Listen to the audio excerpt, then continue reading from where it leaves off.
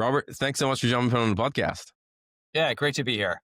A while back, we had a chat and you said something that really stayed with me. And you said, going forward, companies are going to be expecting 2x, 3x, 5x, maybe even 10x output from the marketing team without increasing the input, without increasing the resources, the budget, and so on and so forth. Can we unpack that? Yeah, well, look, I think every marketer, seller, anybody who's in GTM right now would agree that this is an incredible time to be in this profession. It's also a time that's probably undergoing more dramatic change than we've seen in the past, at least decade, if not longer. And so, my view is that everybody should be prepared to have their CEO walk up to them and say, hey, look, we have an awesome opportunity. We want to double our revenue, but we're not going to be adding any capacity to the team. Right? That might be dollars, that might be people. Let's go. Let's get it done.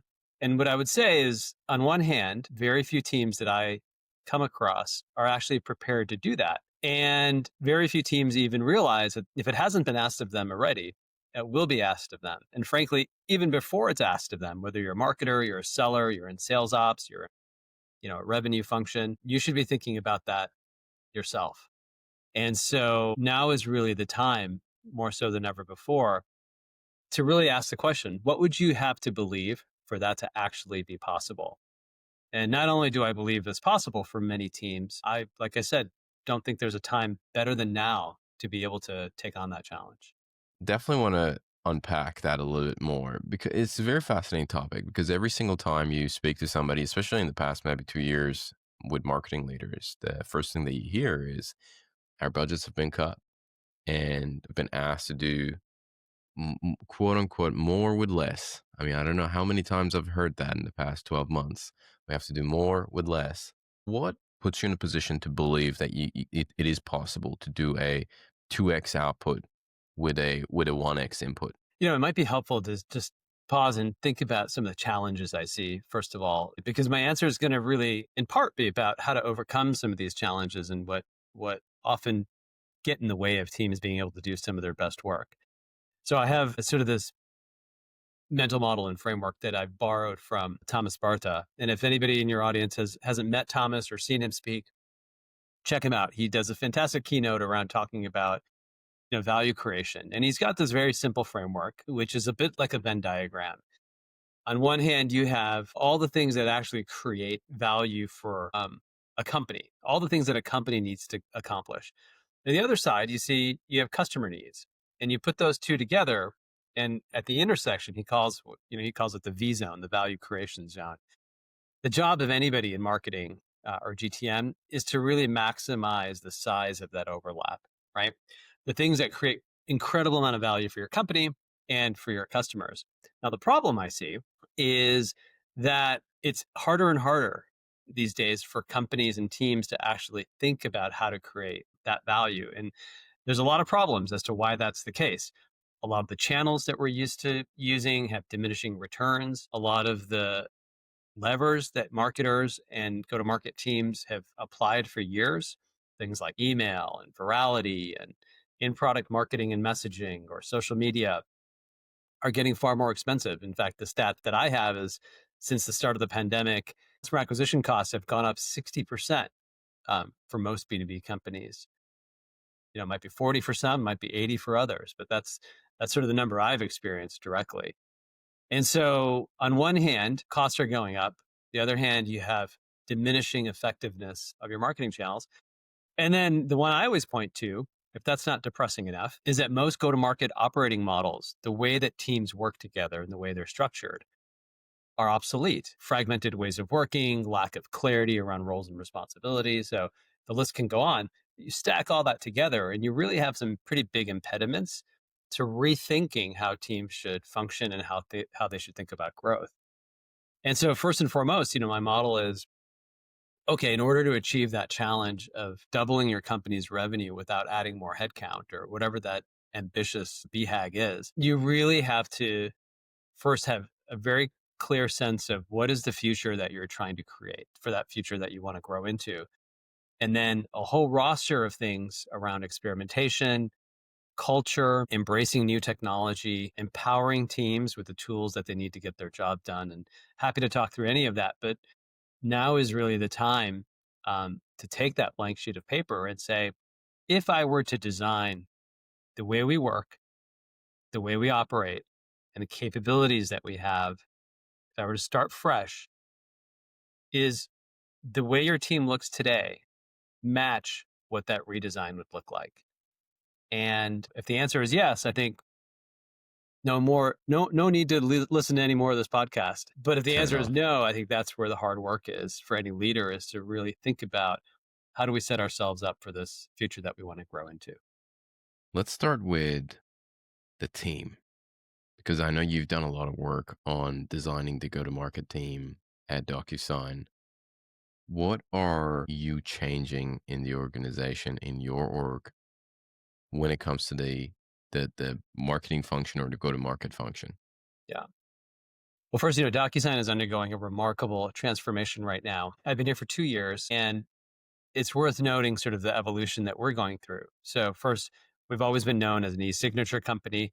We're transforming into really a platform-led agreement lifecycle agreement management company, powered by AI. We have an international expansion initiative to really think about globalizing the company. We've always been international, but really becoming a global company, building an ecosystem around DocuSign, a major initiative to build out our platform strategy and partners and developers and everyone around our business. We're undergoing a massive go-to-market transformation, a brand transformation, and a culture transformation. And all five or six of these things are actually happening at the same time. And so for us, it's an imperative to really think about not just what we do, but also how do we achieve some of these outcomes. And so I'll give you some examples, and we can jump into any one of these that's of interest. But first and foremost, I think you have to be really clear about what you stand for. What are the principles that drive who your team is and what you believe? And within our growth organization at DocuSign, and increasingly throughout the company, we've adopted a set of principles that make it really clear what we value. And for us, those principles are we before me, right? This idea that the team comes first, dreaming big. I always tell my team, take your biggest, boldest idea, dream one size bigger, right? Um, Envision opportunities that are at the size and scale of the problem that we're trying to solve. Think of solutions that are as big as the problem. The next is take action, right? This bias towards progress over perfection, just to make sure we can start building momentum. Another one is ignite the way. We want everybody in the team to be a catalyst for change, not waiting for direction, but really taking that leadership role. And then lastly, delivering customer delight. And collectively, these are sort of the operating principles that we have. So the first thing I say is any team that seeks to do things that are seemingly impossible, really start by establishing a common set of operating principles. Amazon has their leadership principles. A lot of companies will use their values as a way to do this. And that's what I wanted to clarify, right? These company values that the marketing team has adopted, or these are specifically the marketing unit values that you're instilling in the team. Yeah, we have a really powerful set of company values at DocuSign. The way to think about these is it's our behaviors, right? But So these it's are not, not it, right? Is that yeah, clear? Like they're different. These they're two are different. different. Oh, They're okay. different. Got it. Got it. Got Yeah. it. Interesting. Think about it as two sides of the same coin. Now, some companies may use them interchangeably. What I believe, values should really help you assess, who's in your company, who's not well suited for your company. These operating principles that I like to call them, very practically, they're really how do we show up for each other in the sense of like what defines the way we work? What do we believe in the most powerful characteristics of teamwork? And they get much more granular and almost prescriptive in regards to how teams operate together, hence operating principles. And so we have deployed them throughout the growth organization. It's a large, DocuSign has close to 7,000 employees. These principles have been adopted day in and day out by about, call it 15 to 20% of the company. And we're testing and we're learning how to use these and sort of what's working, what's not working. And we'll talk about experimentation in just a minute. But this is sort of step Mm, one, is to really, if you want to redefine your culture and to do things that you haven't done before, I'm a big believer that it starts with a set of principles that really govern how we get things done. got So it. that's where it starts. Okay. Where are we at next with the building the GTM team of the future at DocuSign? Well, like any company, an organization, I'm a big believer that you need shared purpose, but also shared vision. And so one of the things that we've started to do is really establish very clear ambitions for what we can achieve, whether that's things like achieving sustainable and scalable double digit growth rates, increasing our pipeline by 3x, driving 10% more purchases, but doing all of these sort of ambitious opportunities that we want to define together with constraints, right? So double our revenue, zero additional headcount, 10% growth in purchase volume, 20% reduction in budget, maybe for a particular channel. Those are the kinds of opportunities that you actually have to clarify and codify, I think, to get everyone aligned around what are we aiming for. And companies do this in different ways. OKR systems, we use those, but they have to be shared across the team. And often when I say across the team, I mean across functions, not just the teams that you're Mm. working with who report to you, but across the company. Where are especially that cost saving element? Where are you seeing most of like what are the top 3 areas that you're seeing you be able to save the most amount of cost going forward? I use sort of this example of it. It's a 3 by 3. It's a 9 cell matrix, and I use it as a planning tool, but it's works remarkably well. So on the horizontal axis, on one axis, you have call it efficiency, right? And let's just use marketing. You can apply this to any place you really invest. And so efficiency, another way to think about efficiency is productivity. For every dollar that we invest in the following period, let's say in the following year,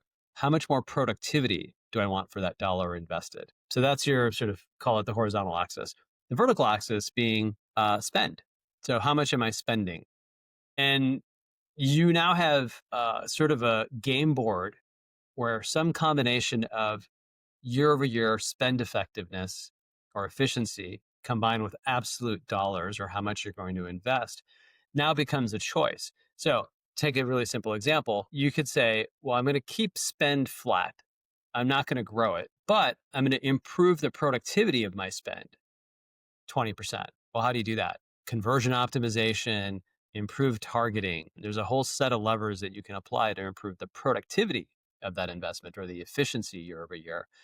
And now you can choose your combination, right? So oftentimes teams will come to me and say, well, we need more budget.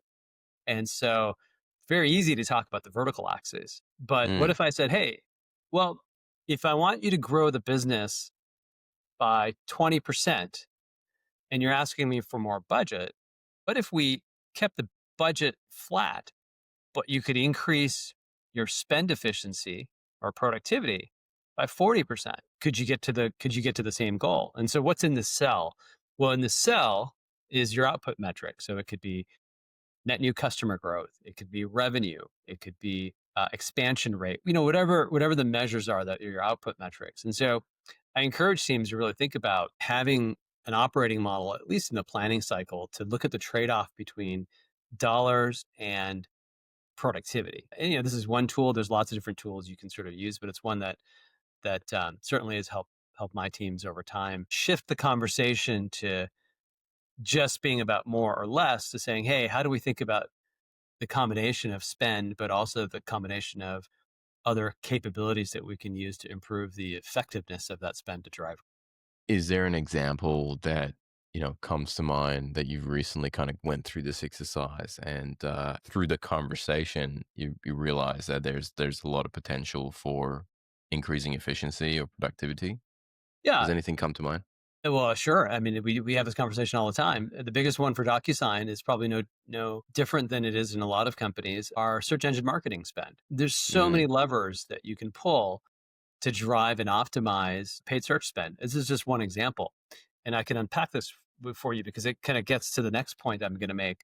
Annually, we've been able to decrease our paid search um, absolute total spend while growing the company. And how do we do that? Well, we've been improving the effectiveness of that spend anywhere from 10 to sometimes 30% year over year, and we've been able to do that very consistently. Years ago, I was at eBay, 12 years at eBay. We globally spent hundreds of millions of dollars on search engine marketing and paid search. to the tune of over a decade. You can imagine that number was in the billions. And this was a core part of that machinery, which is, yes, we will continue to invest every year to be a critical channel for growth, but the effectiveness of that spend will continue to grow. And so, we talked about building your operating principles, setting your ambition, but the next area really is identifying your gaps. I've never met a GTM team or a marketing team or a sales team that says, yeah, everything's working flawlessly, right? Even in some of the world's most renowned companies, I speak to the heads of growth or the go to market leaders or the chief revenue officers. And while everything looks rosy from the outside, I can assure you they've got massive challenges on the inside. I sit right here in Silicon Valley, so I hear these stories weekly. Step three is be really honest with yourself about what the gaps and challenges are. Is it around technology? Is it around team capabilities and talent? Is it about process? But that's really important is to be honest with yourself around what those gaps are. And so if I just take that paid search, you know, example, any team will have a portfolio of levers that they can use to drive output. And a lever is in essence anything that can help you drive growth, customer growth, revenue growth. Take stock of all of your levers, like be really clear, like what's in your portfolio. But then give yourself a little bit of a scorecard and rate them. And so just to use an example, and by the way, levers would be a little bit obvious. Levers can be like a sales development team. Lever can be a marketing channel in particular. A lever can be your public relations and communication strategy. It could be your mobile acquisition plan. Any sizable B2B Mm, go-to-market team might have 30, 40, 50 different levers, right? Depends on how granular you get. But then identify your sub levers. So if one of your levers is paid marketing, a sub lever may be one of your channels like paid search. And this is where you have an opportunity to really start to rate yourself. Like how well are you doing? What's on your report card, right? For that particular channel. And so you can imagine within the paid search channel, you'll have a lot of things that you can actually control: spend allocation, your bidding strategy, your landing page optimization, your overall ad copy. There's a lot of yeah. sub levers that you'll have. Give yourself a report card and be super honest with yourself. How are you doing across each of those things? And so, as an example, in most companies and teams that I lead, if we have 30 major levers and each of those major levers will have, call it 5 sub levers, you now have 150 things that you can go grade. And you may be able to grade them on 3 to 5 dimensions at a minimum. That is like a full inventory of taking stock of how good you are relative to your competitors or frankly relative to other companies and that may not even be in your industry, but they're best in class at that capability. And I think this is a really important thing that a lot of teams just overlook. They get into execution mode without actually understanding their baseline of where they stand relative to Got others it. around these competencies. And Robert, levers, when you say levers, we're talking about, I mean, you gave the example of SCM, you're probably talking about SEO, you're talking about events, you're talking about, is that right? Like are we talking like channels, or is it slightly different than the definition of a channel? Yeah, channel is an obvious example. I simplify it. It's any activity that you can invest in that has an input, people or dollars, that then has a corresponding output. So it could be, something like What will be the non-obvious one? life cycle marketing competencies, right? So, Okay. sure, you could use email, but really the capability around targeting and driving behaviors across a customer's life cycle. Community might be another example, which is fostering digitally or otherwise a means by which to keep your customers engaged and contributing to something beyond just buying from you. You mentioned events. That's a great example. So these are merchandising and cross selling. How effective are we at being able to upward migrate a customer across the portfolio of products that we offer or cross sell them into an adjacent product? So I keep the definition broad by design. In essence, any competency that you can invest in that yields a corresponding lift in your business. And you said, you look at 5 sub levers. Is that like a fixed number that you've kind of decided that I don't want to go beyond 5, it's going to get too crazy, or was that just an example? Just an example. I think there's Okay. diminishing returns, right? You can get as granular as you'd like. I typically see, 3 to 5 sub, kind of dimensions upon which you can grade, your levers or sub levers. But I think this is, an important exercise that especially new leaders coming into an organization, you have an opportunity to really take stock. And what I found is when you engage and involve your teams in doing this and you create an environment for them to be brutally honest, you get good conversation. And Mm. now you know the gaps you have to close, right? And then you get to decide because you can't invest in everything at once.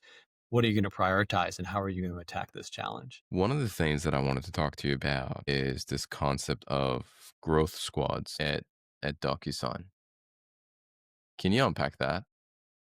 Yeah. So this then gets into ways of working, right? And so I'm a big believer that most successful outcomes in modern technology organizations or software companies or just kind of knowledge work in general is a result of not org structure, but teaming, how teams come together to achieve a shared outcome. And what I often see in companies and organizations that teams are siloed. There's lack of clarity around decision makers and who the drivers are to get to certain outcomes. There's lack of codified and written process of how work gets done. The list goes on and on.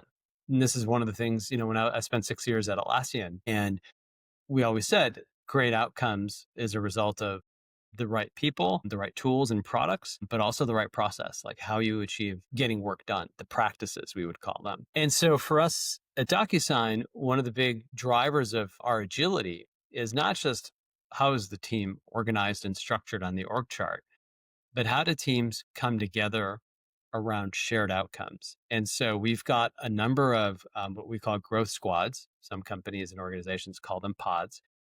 Each of these squads has a single driver. Pod or squad consists of a number of folks that typically come together across functions. Let's use an example. We will have a growth squad dedicated to expansion and monetization of customers. So what do you have there? You have a group of people, individuals with very clear shared goals mapped to specific customer objectives. Case taking our existing customers and helping to grow and expand them. Okay, now within that, each of the members of the team, typically we call it five How to big? eight. Five to eight. Yeah. Okay. Yeah, 5 to 8. That's the The the core. the two pizza policy. There you go. Jeff Bezos's, famous principle of having a two pizza team. So for us, it's usually 5 to 8. Now there's extended members, right, who may participate selectively or be involved or be informed, but you have a really tight core team. And that team is defined by a lot of clarity around who the driver is, which is the squad leader. And in many cases, we have nobody on the team who actually has an org chart reporting responsibility to the driver. Not always the case, but very often, which in essence means you have individuals that have come together from different parts of the company, all aligned around a shared goal under a single initiative owner. That driver then has the decision authority to define the allocation of resources and the prioritization of work for the entire squad. And you've got this really powerful blend of enough autonomy where the squad operates with decision making remit. They can decide exactly how they invest the dollars or resources, enough autonomy with also very clear alignment. And so this balance between alignment and autonomy is actually really important because it allows teams to work together and not have heavy dependency on other decision makers. They get to decide, or the driver gets to ultimately decide how to, move work forward and track progress. Can you give us a picture of who are or what are the capability of the team that is you gave the example of the expansion and monetization squad. Who are the people that are on the team? Are we talking from different parts of marketing? Are we talking like is it even outside of the marketing unit? Like there are developers and there are sales and what does that look like? Yeah. Well, I'll give you a real example. So we have a team dedicated to driving what I call prospecting science, which is the initiative oriented towards improving and growing our ability to drive leads into DocuSign. So this is a cross-functional team. There's a single driver, and within this team, which in many organizations is a sales function, right? Prospecting. We've got a combination of analytics, data science, data engineering, a prospecting leader in our sales development organization, and then at least two marketers. And then we have somebody who's responsible for lead routing And that's somebody in our marketing organization who also has deep operational expertise. And then we have somebody from our commercial sales team. So here you have a group. It's a larger group, probably 8 to 10 folks, combine analytics, data science, data engineering, sales, marketing, lead routing, and sales development. That's one team. And Interesting. also the principles of how they operate, right? They've got, so typically 2 week sprint cycles, a backlog of experiments that they're flighting. I meet with the team every 2 weeks to get progress reviews and updates, and there's daily stand ups. So, all of this is to say that some of the most effective teams that I see in go to market organizations operate more like engineering teams than they do like traditional sales and marketing teams. Mm, I see.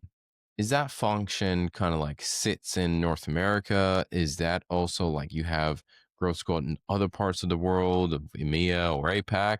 Or is it the growth squads are mainly for the kind of what is our approach, quote unquote, what is our approach to this particular topic?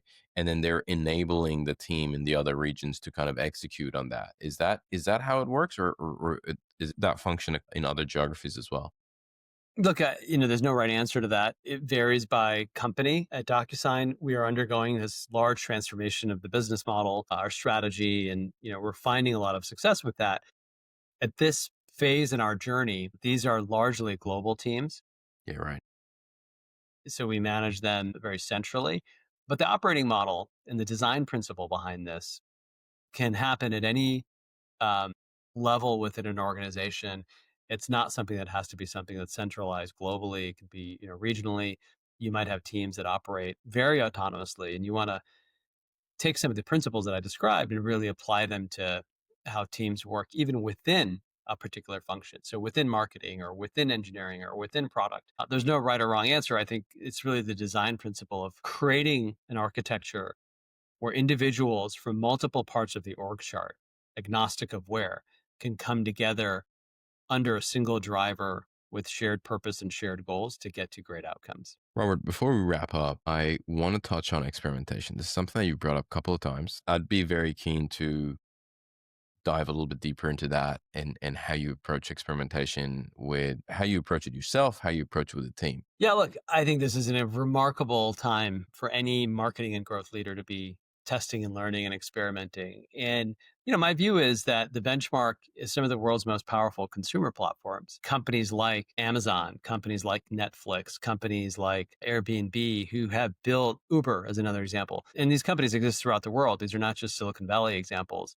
Deep culture of data centricity and experimentation. And what I find is that in B2B environments, there's really a spectrum of both comfort level, maturity, sophistication, and it doesn't have to be that complicated, but we have sort of a very simple framework at DocuSign that we use. So one is around ideas and insights can come from anywhere, right? So anybody in the company can contribute ideas for hypotheses that we want to try and test.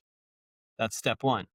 Then we develop our list of experiments, all the things that are on the backlog that we would actually consider testing and learning from and building our hypotheses around those things. Prioritizing that backlog, that's sort of the next step. And so we have a very regular ritual across our teams to apply logic to decide what we want to test, what we may not want to test.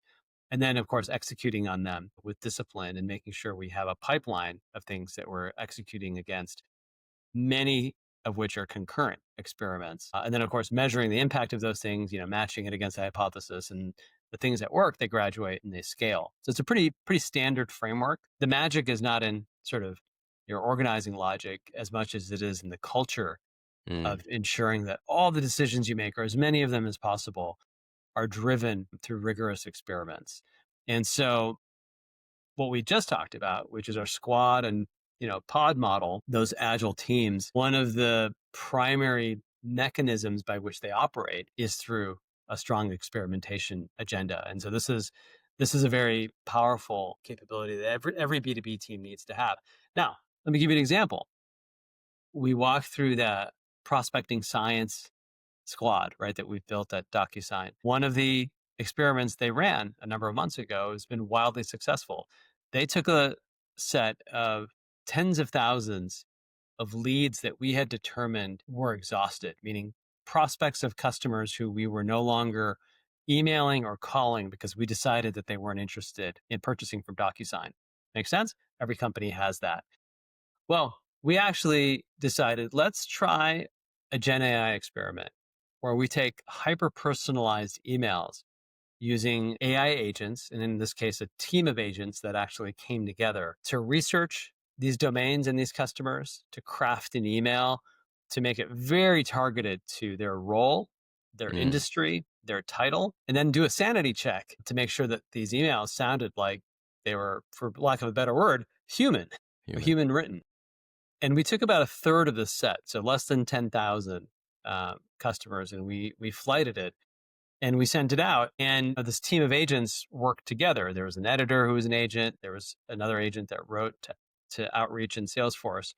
Anyway, the net result of that was we had dozens of replies back from customers, close to 60 within the first 72 hours, and 15 booked meetings with customers who said, you know what, I'm very interested in what you have to offer. And that was just from that initial test. And so, this idea that AI, experimentation, and good teamwork can transform your dead leads into what for us would be the equivalent of millions of dollars in prospective revenue. I mean, it's just a small example of what's possible when you put all these ingredients together and create the backdrop and culture for teams to do some of their best work. I was worried of the way that our conversation was going. We're not going to mention AI, but we brought it in. We brought it home at the end. Robert, I just want to say this has been a fascinating conversation. I mean, I took so much notes, and there are a few things that I'm pretty sure I'm going to take on board and think about how we can implement in our organization. So I just want to say thank you so much for coming on the podcast, and thanks for your time. Yeah, thank you for the opportunity. It's been a pleasure.